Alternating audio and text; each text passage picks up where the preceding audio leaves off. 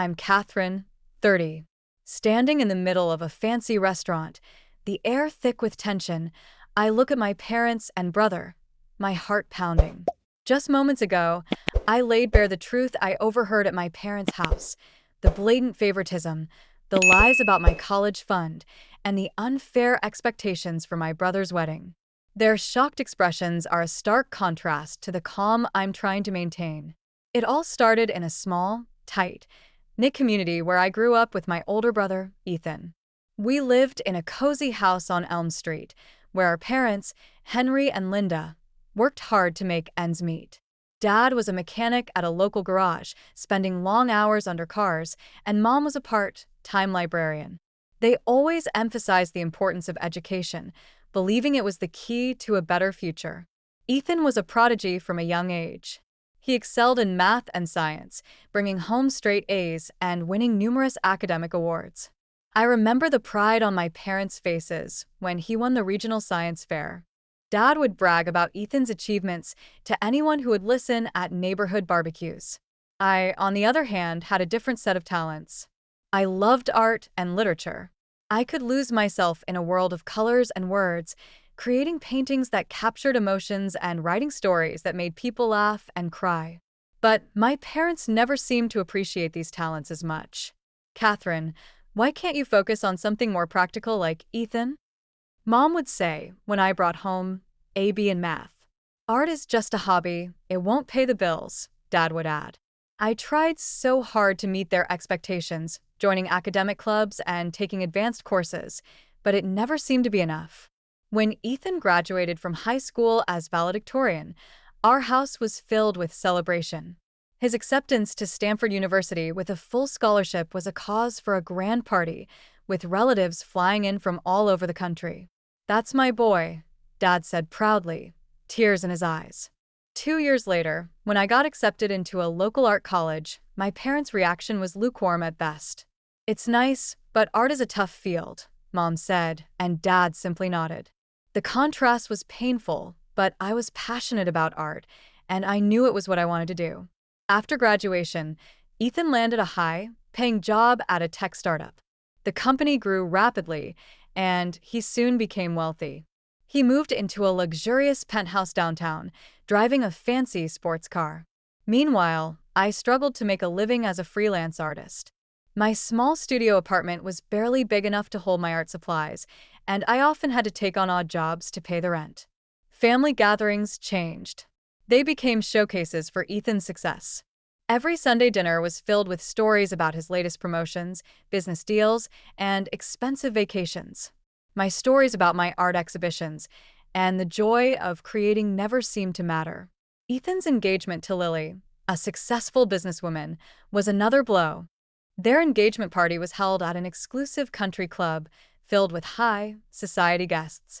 I felt out of place in my second-hand dress, surrounded by designer gowns and expensive jewelry. When they asked me to be the maid of honor, I was touched at first. But as the wedding planning began, I realized the financial burden it would bring. Lily had planned an extravagant destination wedding in the Maldives.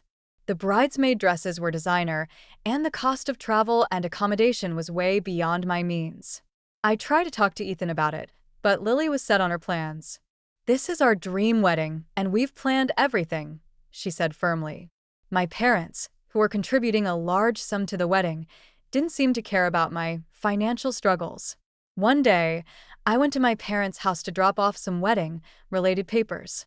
As I walked past Dad's study, I heard my name. "Kathryn has been complaining about the wedding expenses again," Dad said, annoyed. "Ethan, you need to stand firm. This is your wedding, and you deserve the best." "I'm worried about her. Art doesn't pay well, and she still has student loans," Ethan replied, showing some concern. "Don't worry about her. She made her choice. It's good for her to learn financial responsibility," Mom said coldly. Then, the bombshell. Ethan asked about my college fund. "I thought you saved money for both of us." Dad cleared his throat uncomfortably. "We redirected that money to your graduate studies and early investments. It was a smart decision." I was stunned. All these years, I thought the money was lost due to market downturns. They had lied to me. I stood there, tears streaming down my face, realizing that my parents had always favored Ethan over me. I couldn't take it anymore. I confronted them at the restaurant. I told them about everything I heard, about the years of favoritism and the lies. My parents tried to justify their actions, saying it was about practicality and return on investment. But I knew it was more than that. It was about them valuing Ethan's success over my happiness. I decided not to attend the wedding. I needed to take a step back and figure out my own worth. I blocked their numbers, needing space from the constant reminders of their unfairness. In the following weeks, I was lost.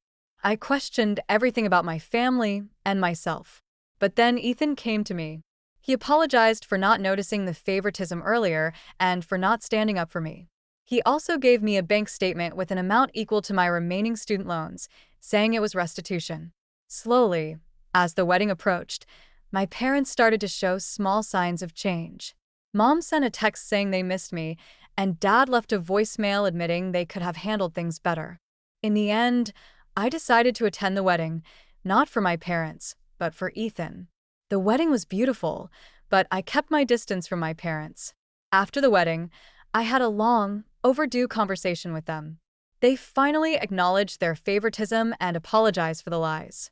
My relationship with my parents is still a work in progress. We've established new boundaries, and they're learning to value me for who I am. Ethan and I have grown closer, and I've learned to measure my worth by my own standards, not by my parents' approval. Looking back, I realize that sometimes the most painful experiences can lead to the greatest growth. I've become stronger and more confident in myself, and I'm on a path to a more authentic and fulfilling life.